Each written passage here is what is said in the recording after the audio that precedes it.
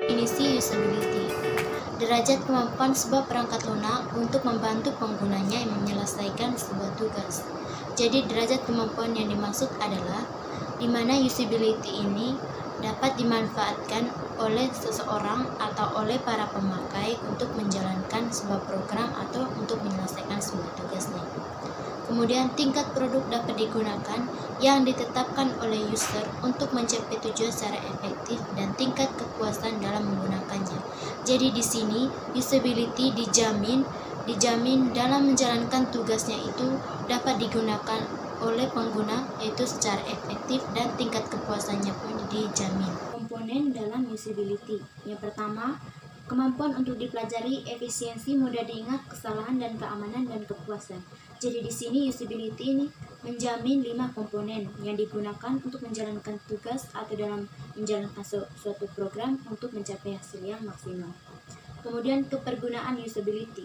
Definisi kepergunaan adalah sebagai derajat kemampuan sebuah perangkat lunak untuk membantu pengguna menyelesaikan sebuah tugas. Jadi di sini masih berkaitan dengan yang sama, yaitu kegunaan usability ini dapat membantu atau mempermudah kita dalam menjalankan suatu program atau dalam menjalankan suatu tugas. Kemudian menguji daya guna.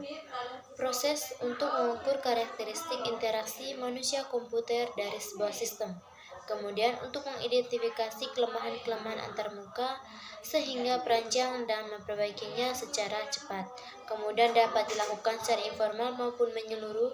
Kemudian yang terakhir dari berbiaya sangat murah sampai biaya mahal.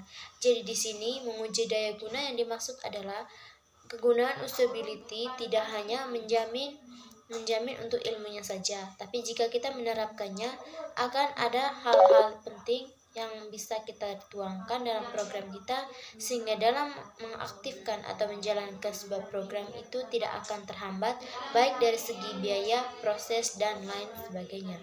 Selanjutnya adalah adapun usability ini yang dipaparkan oleh para ahli. Yang pertama oleh Levy and Cornat. Di sini ada uji exploratory, ada threshold testing, kemudian ada uji perbandingan. Di sini uji-uji yang sudah mereka lakukan ini digunakan untuk menjamin kegunaan dari usability ini. Kemudian ada menurut Hilbert dan Remles. Kemudian yang terakhir sistem yang berdaya guna bisa mengurangi biaya penelitian, support kosong, dan meningkatkan kepuasan pengguna. Jadi sudah dijelaskan sebelumnya di mana usability ini dapat menjamin baik dari segi ilmu maupun segi praktek, sehingga dalam menjalankan aktivitas atau dalam menjalankan sebuah program dengan adanya usability ini dapat menjamin untuk menghasilkan sesuatu yang baik. Cara uji kebergunaan. Cara uji kebergunaan dibagi menjadi 3 bagian, yaitu pemilahan kartu, evaluasi heuristik, evaluasi uji skenario. Yang berikutnya, evaluasi heuristik dibagi lagi menjadi 3 bagian, yaitu mengeksplorasi sistem.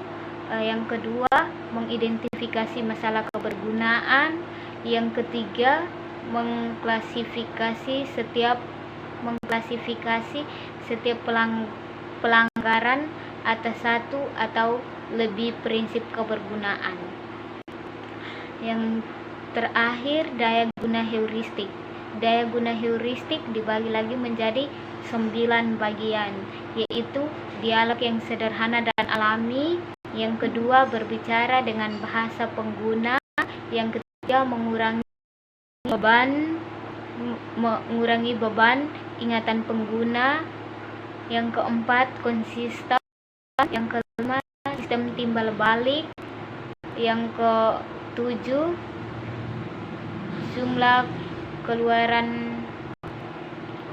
keluar yang jelas, jalan keluar yang jelas.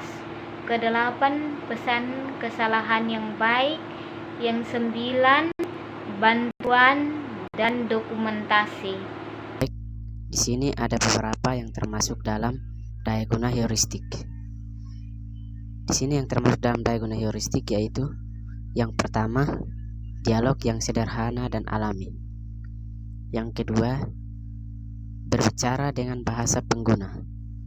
Yang ketiga, mengurangi beban ingat pengguna. Yang keempat, konsisten. Yang kelima, sistem timbal balik. Yang keenam, jalan keluar yang jelas. Yang ketujuh, jalan pintas. Yang kedelapan, pesan kesalahan yang baik. Yang kesembilan, bantuan dan dokumentasi. Baik, di sini saya akan menjelaskan daya guna heuristik yang pertama, dialog yang sederhana dan alami. Berikut yang termasuk dalam dialog yang sederhana dan alami yaitu yang pertama, user interface, istilah seringkas mungkin dan bersifat natural dialog. Yang kedua, pendekatan yang harus digunakan adalah dengan hanya menampilkan perintah yang diperlukan. Yang ketiga, pengguna warna atau warna sering. Daya guna heuristik yang kedua adalah berbicara dengan bahasa pengguna. Di sini yang termasuk dalam berbicara dengan bahasa pengguna yaitu yang pertama, dialog seharusnya menggunakan bahasa yang dipahami oleh user. Yang kedua, pengguna singkatan dan bahasa yang tidak jelas harus dihindari. Yang ketiga, menghindari perintah-perintah yang berorientasi misi atau bahasa pemrograman. Daya guna heuristik yang ketiga yaitu mengurangi beban ingatan pengguna. Di dalam mengurangi beban ingatan pengguna dijelaskan bahwa user tidak seharusnya dibebani untuk mengingat. Daya guna heuristik yang keempat yaitu konsisten. Di dalam daya guna heuristik yang keempat tentang konsisten dijelaskan bahwa user interface yang konsisten terlihat dalam menampilkan suatu interface yang menghindari user tidak dari kesalahan saat menggunakan suatu perintah atau fungsi untuk pertama kali. Daya guna heuristik yang kelima adalah sistem timbal balik. Di dalam sistem timbal balik dijelaskan bahwa sistem sebaiknya memberitahu pengguna atas segala aktivitas yang sedang berlangsung atau status sistem yang menunggu input dari pengguna, memproses input, menampilkan input, dan lain-lain. Daya guna heuristik yang keenam yaitu jalan keluar yang jelas. Di dalam daya guna heuristik yang keenam ini menjelaskan bahwa sistem harus dapat memberikan penjelasan tentang kondisi dan solusi untuk menghindari user terjebak dalam tampilan-tampilan yang tidak diinginkan saat berinteraksi dengan sistem. Daya guna heuristik yang ketujuh yaitu jalan pintas. Di dalam jalan pintas ini dijelaskan bahwa berguna untuk membantu user dapat menggunakan berbagai fungsi dengan mudah.